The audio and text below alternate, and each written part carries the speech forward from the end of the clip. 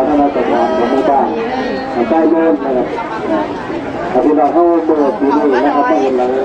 ศาลาหลังไม้นะครับจะได้รับงบประมาณนะครับจากพี่น้องบ้านใต้เมืองเขา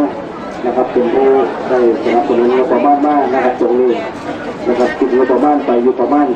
100,000นะครับแต่ท่านอยู่ในช่วงฤดูนะครับเดือนมีนาเมษานะครับรองสงการในอะไรนี้นะครับการทำศาลาเขานะครับศาลาร่วมใจนะครับศาลาร่วมใจนะครับของบ้านใต้เมืองเขาตะกอนนะครับที่จมจำเนิดที่หลังนะครับศาลาหลังนี้นะครับนี่ได้คือเจ้าภาพที่นี่นะครับนี่ศาลาไปไม่ยาวศาลาโดยจัดเกิดศาลาเป็นชีวิตนะครับกับศาลามีเบานะครับเพราะว่าในส่วนหลังคานะครับก็มีความถาวรนะครับในการใช้บริการนะครับพอดีนะครับจะไม่มีการตกลงนะครับมีอย่างค่าใบ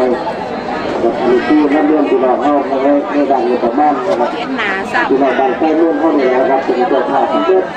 นะครับบริการบริการนะครับในด้านแล้วก็ไม่ต่างๆตัวให้เราดูแลออกทางวัน